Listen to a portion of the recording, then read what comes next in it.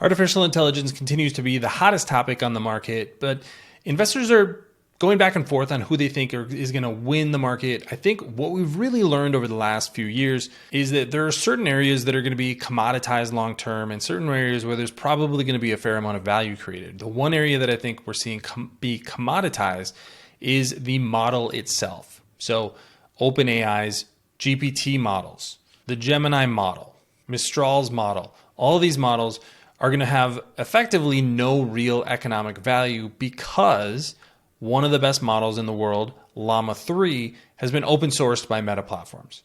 So they've used a scorched earth strategy saying, hey, we're going to make sure that there's no value in the model business by just giving away these models for free. So I think that's the way that that's going to play out. But all these other companies are also building both infrastructure and applications.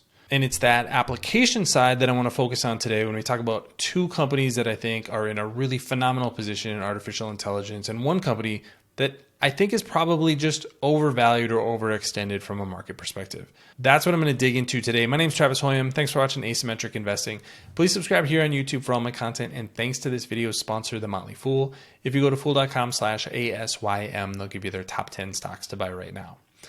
The first company I want to talk about, I already mentioned, and that is Meta Platforms. Meta Platforms has a really interesting position in artificial intelligence because they're not an open cloud like a lot of these other companies, but they're building these models to use internally. And that's really the upside for this company. If they can make artificial intelligence tools that are valuable to use within Facebook, Instagram, WhatsApp, that could ultimately be enough value for them to scorch the earth on the model perspective.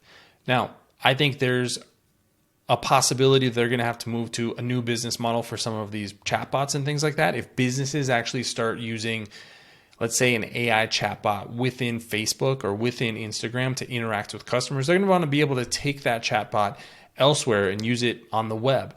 So maybe we will see some changes long term, but ultimately what Meta wants to do is make advertising more efficient and more effective. Artificial intelligence can help with that, whether you're generating images or text or whether you're analyzing some of that information on the back end. Artificial intelligence is doing all of those things. So this is going to be a tailwind behind Meta Platforms in a lot of different ways. They also have a ton of optionality if they are able to build new applications that businesses are willing to pay for. Plenty of questions because this is not a company that's going to be an open cloud that other startups are going to be building on top of.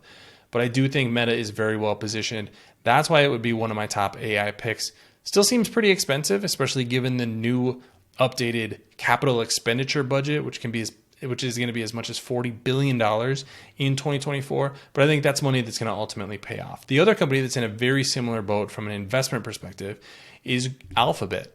Alphabet has the Google Cloud, which is going to be the more open infrastructure. So they're not only going to be providing all the backend infrastructure for Gemini and for Google's own models, for both building models and then incorporating them into their products, they're also going to be a company that's going to operate a little bit more like AWS, allowing startups to build on top of them. And then they're going to be able to access Meta's Llama model, the Gemini model, or any other third-party model. They don't necessarily care what model you're using as long as you're building on the Google Cloud. So I think Alphabet has a number of different tailwinds. One, building that cloud itself, but then also the applications that they can incorporate their artificial intelligence tools.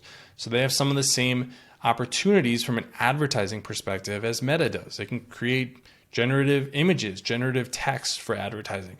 That can ultimately be a really valuable way to increase your conversions and your ad effectiveness in their massive network of advertising. So I think the business models for Meta Platforms and for Alphabet just lend themselves to artificial intelligence really well for some very different reasons. But this is the reason that these are two of the companies building the best artificial intelligence models. They have the money to throw behind developing those models, and they have some of the best infrastructure in the world. Thanks to our friends at The Motley Fool for sponsoring this video.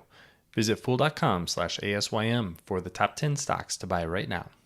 The company that I don't think we should be investing in for artificial intelligence is actually one of the companies that benefited first, and that is Microsoft. Microsoft was one of the early investors in OpenAI. They have sort of a convoluted structure with OpenAI, but they have put tens of billions of dollars into that company to build out the GPT models and the infrastructure behind a product like ChatGPT.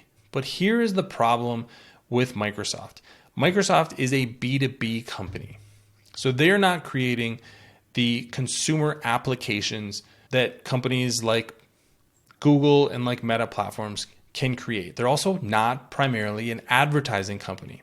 So if advertising is going to be a phenomenal use case for artificial intelligence, Microsoft is not going to be doing that. They're at least not going to be doing it themselves. They're going to maybe be providing infrastructure through the Azure cloud to other companies who are building artificial intelligence tools. But then you run into the sticky situation where Microsoft has put tens of billions of dollars into OpenAI to build their models, but now a competitor, Meta, is giving away models for free. So do you start to stick with OpenAI, which is incorporated with Bing and all kinds of other Microsoft products? Or do you move to potentially a better model that's open source, whether that's Llama or Mistral's model? I think Microsoft is ultimately in a bit of a sticky situation from that perspective. So that's the one company that I would not want to invest in for artificial intelligence today. And I think valuation comes into this picture as well. If we just look at the valuation of these three companies, Alphabet trading for 25 times earnings on a trailing basis and 21 times earnings on a forward basis. Meta Platforms has a trailing PE ratio of 25 and a price earnings ratio on a forward basis of 21.